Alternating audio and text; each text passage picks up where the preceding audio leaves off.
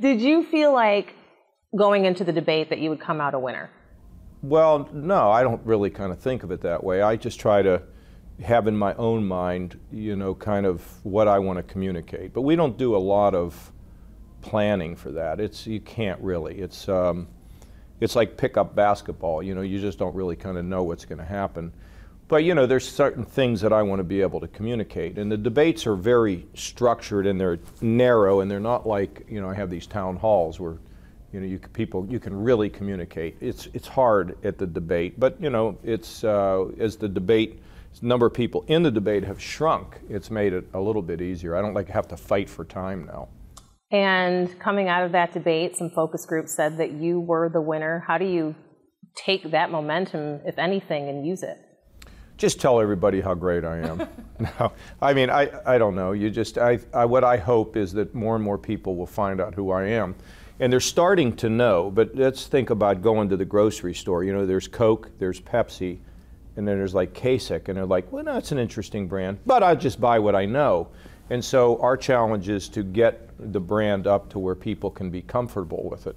And but we're heading to Ohio, and that's going to be such a critical thing for me and for the race, because when I win Ohio, it's going to be a whole new ball game, and then all of a sudden you're going to be talking about what is it like to go to a convention where no one is the clear winner. And that's the big question that's going on right now. It is very exciting. I mean, what's going to happen is kids now will begin to learn about how we pick a president. And instead of worrying about the Kardashians or one of those things, I think there'll be some interest in saying, hey, what is this all about? I actually went to a convention that was contested in 1976 as a young man, and I watched it. In fact, I was directly involved in it in trying to sway delegates towards Ronald Reagan. And it's amazing experience. So it'll be fun for everybody. So the GOP, there seems to be some concern right now with what's happening with Donald Trump and leading into that convention and this contested convention possibility. Does that concern you at all? I think it's all great. No, I'm having the time of my life. I'm not concerned. I just want to make sure that we have a good discussion about the issues, because people are hurting. They're worried about losing their job, their wages aren't going up, their kids are not having the success that they had anticipated, and people want to know, what are you going to do about it? And so I think it's important that we have good, solid proposals and a good vision for the country. Well, let's talk about Michigan. The issues here in Michigan, what do you see them as, and how do you address them? Well, I think Michigan has really had a great comeback, and obviously the problem in Flint has been very, very difficult for people here in the state. I have no doubt that the governor has had many sleepless nights. He's trying to do everything he can, not just to mitigate the problem, but also to figure out what are the kinds of things that can be done to help the kids to have as full recovery as is possible. Here in Detroit, I mean, if you didn't go out of the core city here, you would think the place was booming. And I think there's a comeback here in Detroit. I mean, I feel it, I sense it, but there's still a lot of challenges here. The auto industry is stronger. Governor Snyder has put the state on a path where actually I think they're the most significant job creator in the Midwest. Us close behind, but you also had a long way to come back from, but he's done a good job. We shouldn't give up on manufacturing. I mean, with low energy prices and more competitive wages, I think we have a shot at really rejuvenating Michigan. And look, we face a lot of the same issues in Ohio. We're very, very similar. I mean, frankly, if there wasn't a boundary or border there, we'd all be one happy family. And we're all fortunately doing much better. So in terms of specific issues, jobs, education, healthcare, those are some of the main ones here in Michigan. Is there a plan that you have where you want Michigan voters to know about it? Well, look, on the issue of jobs, it's all about the things that I've done both in Washington and in Ohio, where we've had significant job growth. You balance budgets, you cut taxes, and you don't crush small business with suffocating regulations. And in terms of health care, we need a real plan because our deductibles keep going higher and higher and higher. And what we need to do is start paying all the health care providers for giving us high quality at lower prices. And there's a way to do it. It's just like in everything else we do in life except for health care. High quality at lower prices will begin to make health care a lot more affordable. And in terms of education, I'd like to send the money, power, and influence back to Michigan and to the school boards. You know, you shouldn't be running education out of Washington. You run education right here in this state, right where we live. You mentioned Governor Snyder and sleepless nights dealing with the crisis in Flint. As a governor, if you were the governor and this was happening in a city in your state, how would you? Yeah, well, we've had a problem in one of our communities, and you know, frankly, those who were not immediately up, we are let go. They don't work for us. When our highest people found out, we sprung into action, and that's what I expect out of all of our people. And but I don't want to cast aspersions. I'm not the governor of Michigan. You know, I'm not here to try to understand exactly what happened. But in my state, I just tell my folks, do never be afraid to tell us about a problem that exists. And if we sense a problem, we try to do whatever we can. But I have to tell you, as I mentioned to one of the congressmen that I talked to about Flint, you know, things happen in life, and sometimes they're very, very difficult.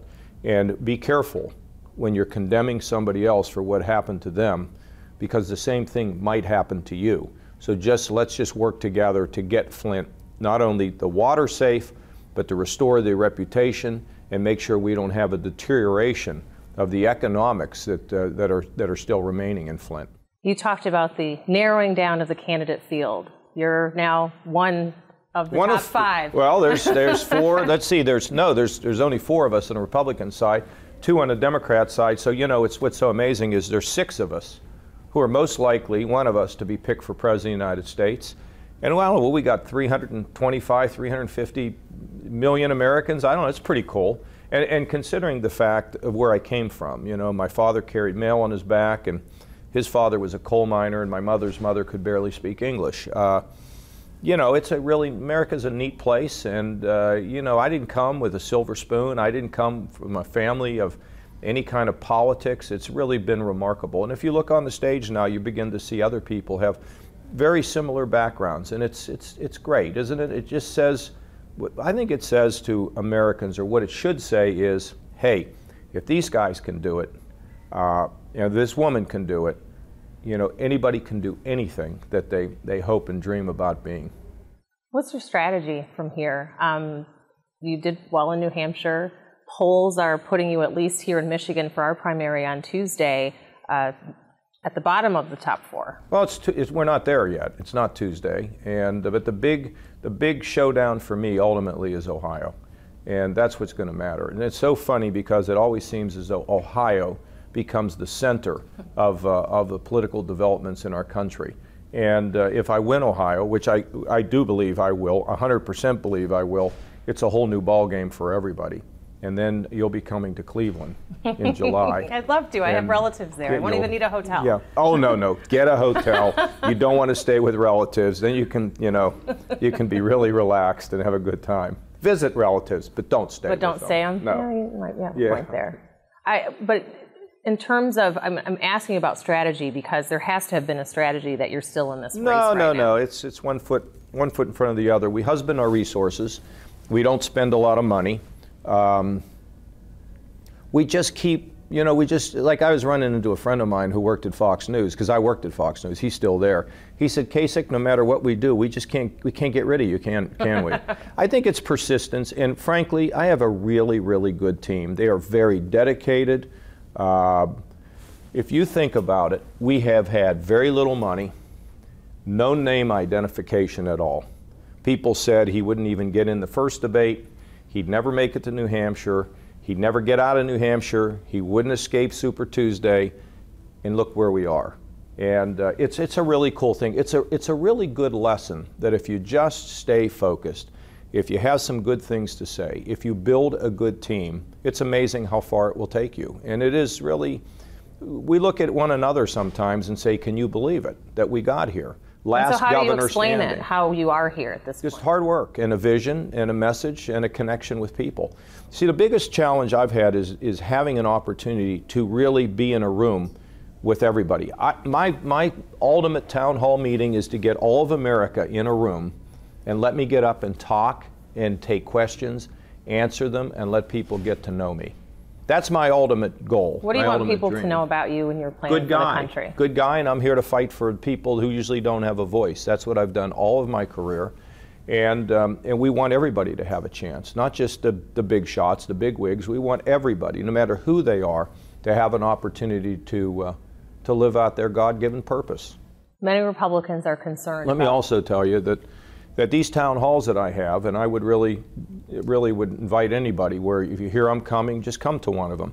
Because people will talk about the most amazing personal things because some are very lonely and don't feel as though they have a voice. And for some reason, they feel safe when they talk to me, which is a real blessing. And they're willing to say some things that really is deep inside of them. What an unbelievable opportunity for me. And they have a sense that maybe I can help them.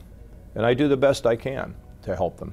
In terms of the Republican Party, there is some concern now if Donald Trump were to get the nomination. A scurry of division between, what will we do? It'd be very hard for Trump to win the general election, no question. It's difficult, too much division.